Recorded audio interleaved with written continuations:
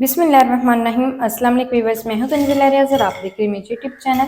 तो आज मैं आपके साथ शेयर करूंगी बची रोटी के क्रिस्पी क्रंची सुपर डिलीशियस पकौड़ों की रेसिपी। यकीन करें खाने में बेहद लजीज है, बनाने में बेहद आसान। तो फिर देर किस बात की है, चलते हैं अपनी मज़ेदार सी रेसिपी को बनाना स्टार्ट कर लेते हैं। बिस्मिल्लाहिर्रहमानिर्रहीम। मज़ेदार से बची रोटी और सूजी के पकौड़े बनाने के लिए ना सबसे पहले तो यहाँ पर ना मैंने रात की बची एक रोटी ले ली है। आपने क्या करना है, अगर आपके पास रात की बची रोटी नहीं है तो आप सुबह की फ्रेश रोटी का भी इस्तेमाल कर सकते हैं। सबसे पहले ना हमने इसको कट करना है। तो हम क्या करेंगे, इसको ना हमने कुछ इस तरह से पहले रोल कर लेना है, इस तरह से। चलें जी, इस तरह से रोल करने के बाद अब हम इसकी कटिंग करेंगे। कटिंग हम कुछ इस तरह से करेंगे। इसको रोल करने के बाद ना अब हम ना इसको पहले सेंटर में से इस तरह से एक कट लगाएंगे। इस तरह से चाकू की मदद से हमने कट लगाना है।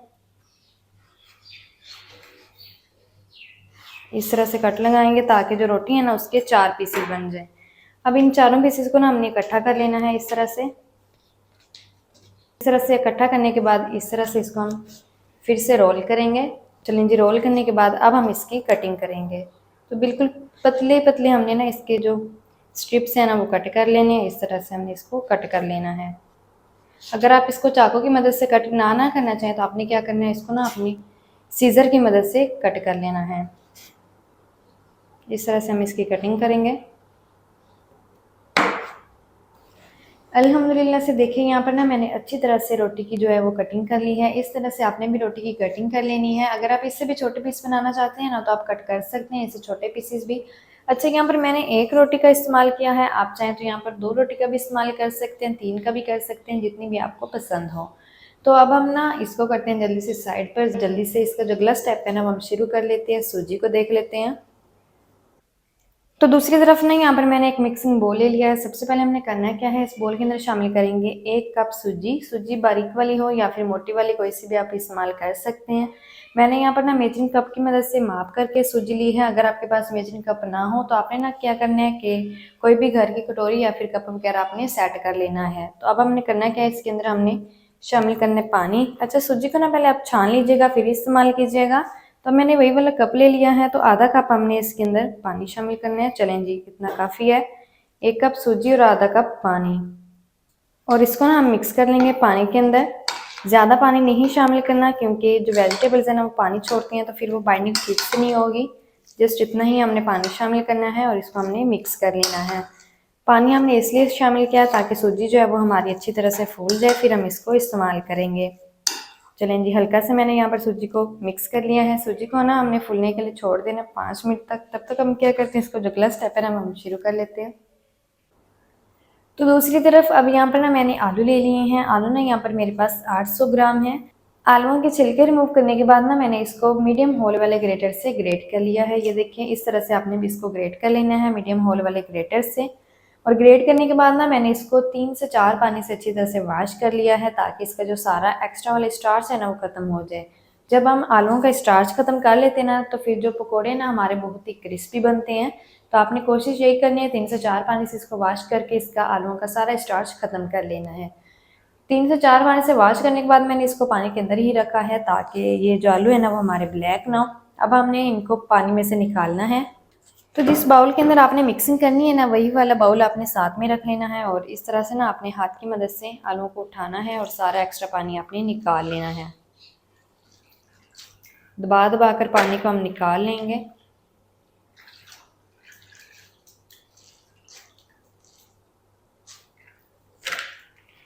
अल्हम्दुलिल्लाह से देखिए यहाँ पर ना आलूओं का जो सारा एक्स्ट्रा पानी है ना वो मैंने निकाल लिया है। ये देखिए अल्हम्दुलिल्लाह से जो आलू है ना हमारे बहुत ही ड्राई ड्राई से हैं। इसी तरह के ये आलू हमें चाहिए। तो इस टाइम पर हम इसके अंदर शामिल करेंगे कुछ स्पाइसेस। तो स्पाइसेस में हम शामिल करेंगे सबसे पहले 1 टीस्पून लाल मिर्च का पाउडर। 1 टीस्पून ही शामिल करेंगे इसके अंदर नमक। नमक और मिर्च ना आप अपने टेस्ट के मुताबिक एडजस्ट कर लीजिएगा, जितना भी आपको तीखा पसंद हो। आधा टीस्पून हल्दी पाउडर, 1 टीस्पून सब्ज़ ज़ीरा, साथ ही शामिल करेंगे आधा टीस्पून धनिया पाउडर और 1 टीस्पून भरकर हमने यहाँ पर खुश्क धनिया लिया है, हथेली पर रखेंगे और इसको ना हमने क्रश करके शामिल करना है। चलें जी, अब हम इसके अंदर शामिल करेंगे थोड़ा सा हरा धनिया बारीक कटा हुआ। साथ ही शामिल करेंगे प्याज, जो मैंने यहाँ पर ना एक मीडियम साइज़ के लिया, जिसको ना मैंने पतले पतले स्लाइसेस में कट कर लिया है। इसको हम ना हाथ की मदद से मसल कर शामिल करेंगे इस तरह से।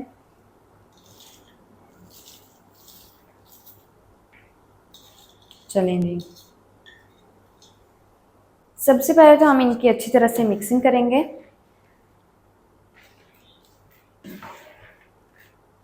सारे स्पाइसेस को हम अच्छी तरह से मिक्स कर लेंगे।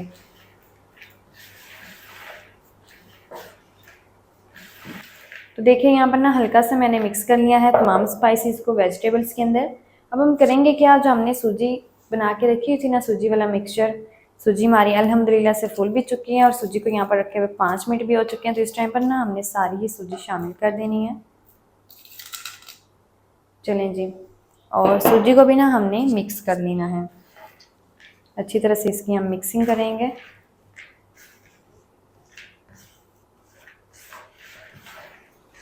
अल्हम्दुलिल्लाह से देखिए यहाँ पर ना सूजी वाले मिक्सचर को भी मैंने अच्छी तरह से मिक्स कर लिया है। तो अब हम ना अपनी रोटी इसके अंदर शामिल कर देंगे। जो हमने कट करके रखी थी ना, वो सारी हमने शामिल कर देनी है और इस रोटी को हमने ना हल्का सा इसके अंदर मिक्स कर लेना है। चलें जी, हल्का सा मिक्स करने के बाद अब हमने ना इस मिक्सचर को देना है रेस्ट 10 मिनट के लिए, ताकि जो वेजिटेबल्स है ना वो अपना पानी छोड़ दें। जब ये वेजिटेबल्स अपना पानी छोड़ेंगी ना, फिर हम इसके अंदर बाइंडिंग के लिए मैदा शामिल करेंगे। तो 10 मिनट के बाद फिर मैं आपको दिखाती हूँ। तो वेजिटेबल्स को यहाँ पर रखे हुए ना रेस्ट पर मुझे 10 मिनट हो चुके हैं। ये देखिए जो वेजिटेबल्स है ना, उन्होंने काफ़ी सारा अपना जो पानी है ना वो छोड़ दिया है।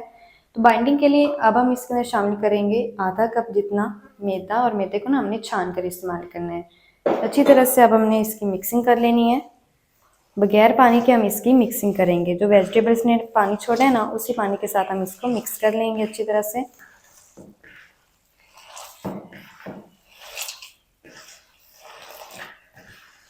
अच्छी तरह से हमने इसकी मिक्सिंग करनी है। तो ये देखिए मैंने आपके सामने ही अच्छी तरह से मिक्सिंग की है बगैर पानी के। देखिए अच्छी तरह से जो मैदा है ना वो तमाम वेजिटेबल्स के अंदर मिक्स हो चुका है। अल्हम्दुलिल्लाह से बहुत ही कमाल की मिक्सिंग भी हो चुकी है। साथ ही साथ जो हमारा मिक्सचर है ना पकौड़ों के लिए, अल्हम्दुलिल्लाह से बहुत ही कमाल का बनकर तैयार हो चुका है। इसको रेस्ट अब हमने बिल्कुल भी नहीं देना है। जल्दी से अब हम करते हैं इसको साइड पर, जल्दी से चूल्हे को ऑन करते हैं और कुकिंग ऑयल को गर्म करके जल्दी से हम इसके पकौड़े बना लेते हैं और इनको फ्राई करते हैं। तो मज़ेदार से पकौड़ों को फ्राई करने के लिए ना यहाँ पर जो कुकिंग ऑयल है वो मैंने गर्म कर लिया है। फ्लेम को ना अब मैंने मीडियम रखा हुआ है। इसके अंदर हम अपने जो पकौड़े हैं ना वो शामिल करते जाएंगे। छोटे छोटे पकौड़े हम बनाते जाएंगे और शामिल करते जाएंगे। आप साइज़ ना इसका बड़ा छोटा अपनी मर्ज़ी से कर सकते हैं, जितना भी आपको पसंद हो। तो मैं इसका जो साइज़ है ना वो मीडियम रख रही हूँ। इस तरह से शामिल करते जाएंगे। एक टाइम में जितने पीसेज आ जाएंगे उतने शामिल कर देंगे।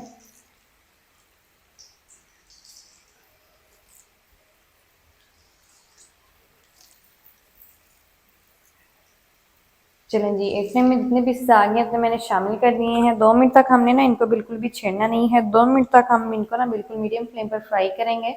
2 मिनट के बाद हम इसकी साइड को चेंज करेंगे। तो एक साइड से पकौड़ों को फ्राई करते हुए ना मुझे 2 मिनट हो चुके हैं। अब हमने ना इसकी साइड को चेंज करना है और उलटते पुलटते हुए ना हम इसको फ्राई कर लेंगे तकरीबन 4 से 5 मिनट तक मीडियम फ्लेम पर। तो जल्दी से मैं इसको फ्राई कर लूँ 4 से 5 मिनट तक मीडियम फ्लेम पर, फिर मैं आपको दिखाती हूँ। तो पकौड़ों को यहाँ पर फ्राई करते हैं ना मुझे 4 से 5 मिनट हो चुके हैं। अल्हम्दुलिल्लाह से जो हमारे पकौड़े हैं ना वो अच्छी तरह से फ्राई हो चुके हैं, क्रिस्पी क्रंची हो चुके हैं। तो इस टाइम पर हम इनको निकाल लेंगे। तो माशाल्लाह ये देखिए कितने कमाल के अल्हम्दुलिल्लाह से हमारे पकौड़े फ्राई होकर रेडी हो गए हैं। तो इस टाइम पर इनको निकाल लेंगे और इसी तरह से जितना बैच रह गया ना सबके हमने पकौड़े बनाकर फ्राई कर लेने हैं। तो जल्दी से मैं तमाम पकौड़ों को फ्राई कर लूँ, फिर मैं आपको दिखाती हूँ इसका फाइनल लुक। बिस्मिल्लाहिर्रहमानिर्रहीम। तो माशाल्लाह अल्हम्दुलिल्लाह से बहुत ही कमाल के बची हुई रोटी के हमारे पकौड़े बनकर रेडी हो गए हैं।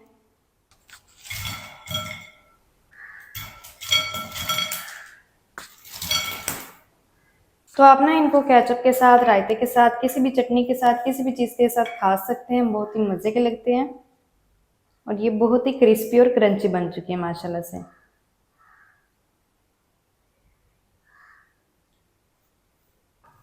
तो माशाल्लाह जी ये थी हमारी आज की रेसिपी बची रोटी के पकौड़ों की। बची रोटी के पकौड़े मज़ेदार टेस्टी किस तरीके से बनाए जाते हैं तमाम तरीका आपके साथ शेयर कर दिया है।